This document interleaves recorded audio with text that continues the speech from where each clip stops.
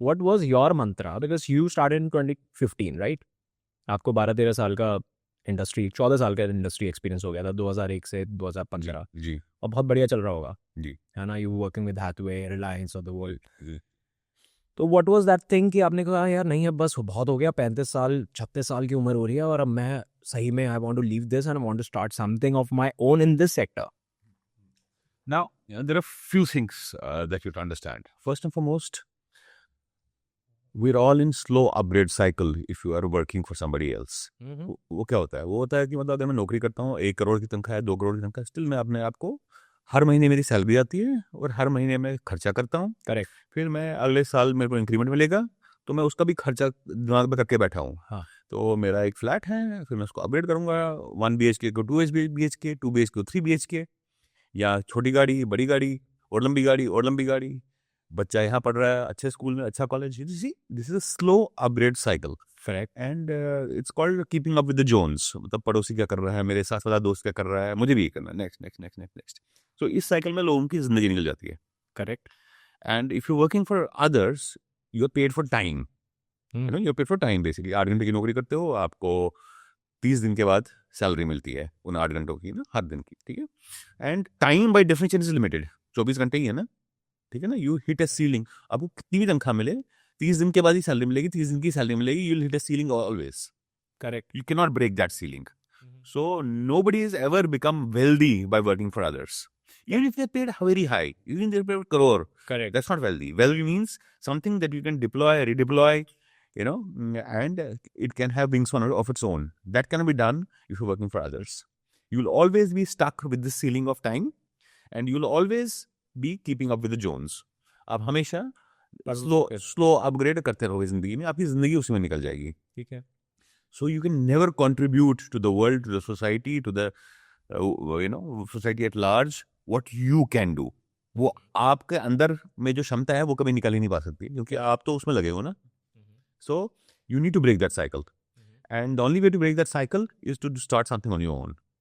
Yeah, like what you are doing right now. You know, you make money when you're sleeping. है ना. आपने अभी ये podcast आपने डाला, इंटरनेट पे डल गया, आप सो रहे हो, अब ये पॉडकास्ट पैसे बनाएगा, है ना. That's called IP. You have some IP of your own, and that IP makes money.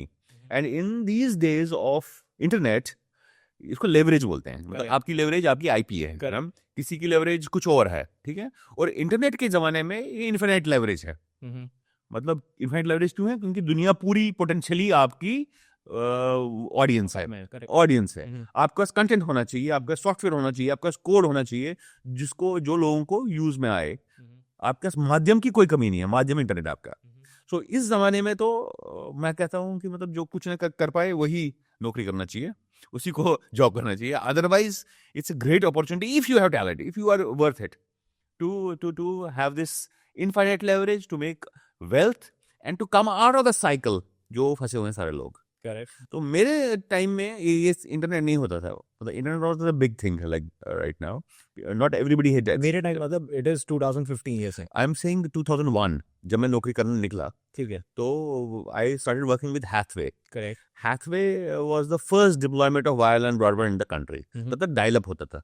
Dial up आपको पता नहीं, आप शायद पैदा नहीं होंगे. हाँ, नहीं, मैं 2001 में 10 साल का था. तो 10 साल की उम्र में बेसिकली आपको डायल करना पड़ता था टेलीफोन लाइन से. हाँ. It was a painstaking process. So तब हल्की 5 मतलब 64 kbps की लाइन या 32 kbps की लाइन आती थी, आप थोड़ा इंटरनेट देखते थे. करेक्ट. ठीक है ना. So this was the first deployment of wireless broadband. और मुझे कुछ समय में ही पता लग गया था कि the limitations of working for somebody else. एक जो मैंने आपको अभी बताया कि लिमिटेशन है कि आप तो तनख्वाह ही पाते रहोगे ना, आपको इंक्रीमेंट मिलता रहे. ये आपको 2001 में मतलब 1-2 साल में पता लग गया था, फर्स्ट 2 साल में. Okay. And then the risks of working for others. ये जो आपने कहा रिस्क है, अपॉर्चुनिटी कॉस्ट बहुत है, मैं उल्टा समझा इसको. मैंने पूरा उल्टा समझा. उल्टा ये समझा कि यार मेरी टीम में 7 लोग हैं, मैं सेल्स कर रहा हूँ इंटरनेट की, मैं लोगों को बता रहा हूँ कि वायरलेस ब्रॉडबैंड क्या होता है. मेरे टीम में 7 लोग हैं, इसमें से अगर 5 लोग काम खराब करे तो पूरी टीम डूब जाएगी, चाहे मैं कितना भी अच्छा काम करूँ. That's how it works the team. मेरा बॉस मेरे को गलत इंस्ट्रक्शंस दे या गलत डायरेक्शंस दे, और उसने काफी दिए थे at that point of time. So, for no fault of mine, I'll be paying the price. Yeah. या बोर्ड रॉन्ग डिसीजंस ले, रॉन्ग बेट्स खेले, उसका भी खामियाजा मैं ही भुगतूंगा. So I understood that working for others is very, very, very, very risky because you are paying for mistakes you never made. You're paying for somebody else's mistakes. बस ये तो case entrepreneurship में भी होता है. नहीं, उल्टा होता पूरा. कैसे? You pay for your own mistakes. Okay. You make mistake, you understand the mistake, you'll never be the same mistake again. आपने गलती की, आपने विवेक राणा को बुलाया, ये पिट गया YouTube, फिर से नहीं बुलाओगे. बोले यार नहीं, you'll call somebody else. You understand, okay, fine, this is not my genre. Let me go somewhere else.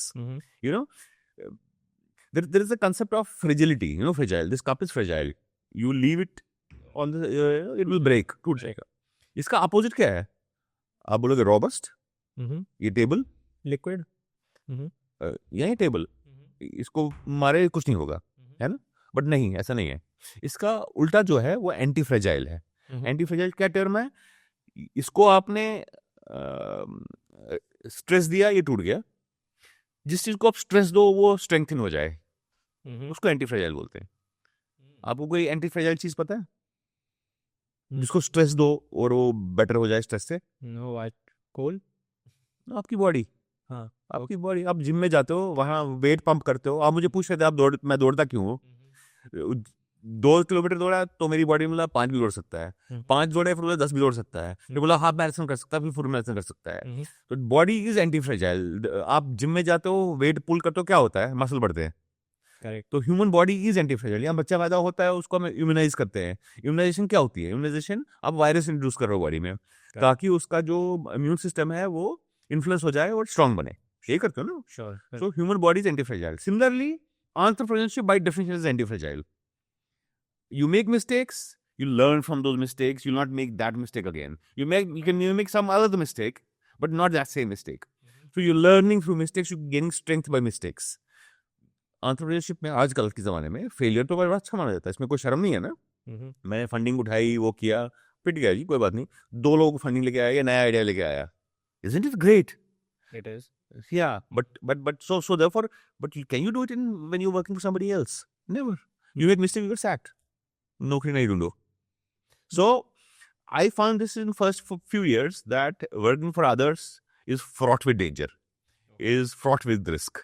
You get penalized for stuff you never did. Okay. You know, better to do something on your own.